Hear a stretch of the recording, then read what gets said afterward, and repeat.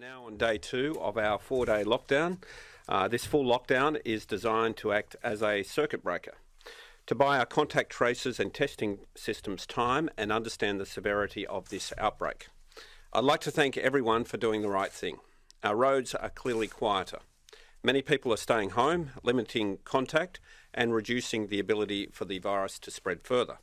This is exactly what we wanted to achieve. It's clear that we can count on West Australians to do the right thing when it comes to COVID, especially getting tested. I'd like to thank everyone for their patience and understanding during these challenging times, especially with travel restrictions between Perth and Peel and the rest of the state.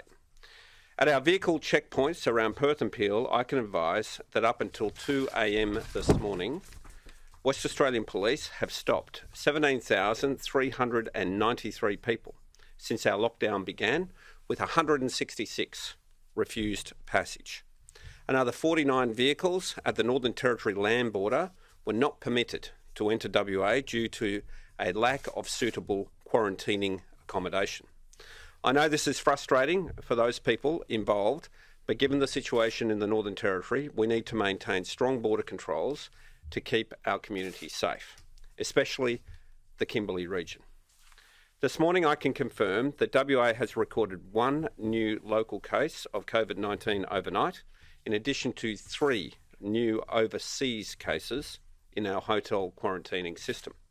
Just to repeat, we have recorded 1 new local case of COVID-19 designated case 1028. Case 1028 is a 37-year-old male. Our contact tracing team is currently interviewing case 1028. At this point, it's too early to say exactly how he acquired the virus. Currently, there are 2 possible scenarios. On Tuesday morning, June 22, he attended the Mobius Health and Performance Gym in Joondalup during the same exposure period as case 1022. In addition to this, he also attended that same gym on Saturday, June 26, during the same exposure period as case 1023. Case 1028 did the right thing and went and got tested and quarantined on Sunday, June 27. That test returned a negative result. He subsequently developed symptoms, was retested yesterday, and has now returned a positive result. As a result of this new case, anyone who visited or worked at the Mobius Health and Performance Gym in Joondalup since Tuesday, the 22nd until now, and has not yet been tested or contacted by WA Health, needs to do so immediately. It is extremely important that you get tested immediately and follow all of the quarantine instructions. It's important to note that case 1028 has been in quarantine and was not expected to have been infectious in the community. This is encouraging news. It also shows the importance of the restrictions that have been in place since we reacted swiftly on Sunday. I can also confirm that as of 8 p.m. last night, a total of 310 close contacts have been identified in this community cluster, of which 205 have tested negative so far. In addition, a total of 2,199 casual contacts have been identified, of which 701 have tested negative so far. It's important to highlight that nearly 1,800 of the casual contacts have been picked up through our Safe WA app. This just reinforces how important the Safe WA app is. I encourage everyone to keep using the app or signing in wherever possible. It's important to remember the numbers of close and casual contacts will continue to rise as new cases are found and are interviewed by our expert contact tracing teams and new exposure sites are added. I'd like to remind every West Australian to keep checking the exposure sites listed online.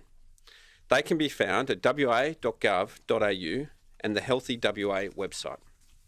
New locations and times are added regularly, and it's important that everyone stays informed of the latest locations.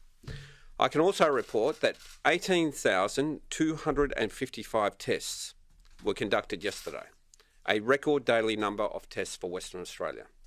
That's a great number and is testament to West Australians' dedication to doing the right thing. 43,675 tests have been done since Sunday, and we need to keep it up. In addition, we had 15,196 calls to the COVID hotline yesterday, a new record. We need as many West Australians as possible to get tested, whether they've been instructed to do so, have been to an exposure site, or are experiencing symptoms. The more people we get tested, the more confidence we can have when taking the next steps. Even if you've already returned a negative result and then develop symptoms, like case 1028, get tested again. I want to thank everyone for their patience. They are absolutely doing the right thing by getting tested. I can advise that we have additional testing capacity in the northern suburbs, including a number of drive-through clinics. I know there have been some long waits in the northern suburbs for testing. I want to thank everyone for their patience and for going out and getting tested.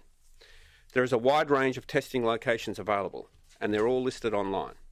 It is a good reminder that there are other testing locations available around the metro area with shorter waits. Getting tested is one of the best ways to keep each other safe and get life back to normal as soon as possible. With regards to the Northern Territory gold mine outbreak, I can confirm the 175 mine workers who were tested in WA have all returned an initial negative test and are all undertaking 14 days of quarantine. They will all be required to be tested again. All other mine workers who did arrive in WA as close contacts have now left the state. These results are very pleasing, as we know this mine outbreak is currently causing significant problems in other jurisdictions around Australia. With regards to public schools, attendance was understandably down yesterday, similar to the lockdown last year. We want every child to get a good education. Education is an essential service, and our school staff are essential workers. Yesterday, 66% of students across Perth and Peel attended school, compared to 90% in the same week last year. There are understandably lower levels of attendance at those schools closer to the outbreak in the northern suburbs. Many people staying home and waiting for test results have school-aged children. Lockdowns are naturally frustrating and difficult for everyone, but they're necessary. I wouldn't do it if the health advice didn't say it was the best way to handle the current situation as quickly and effectively as possible. And hopefully in the future, as more West Australians get vaccinated, they will no longer be required. I know many West Australians' thoughts are on what next week will bring, what it means for school holidays, their employment, their businesses. The next couple of days will tell us a lot, and I hope to have more to say later this week as soon as we can. In the meantime, we just need to keep doing the right thing for each other, stay home if possible, stay safe, get tested, and importantly, get vaccinated.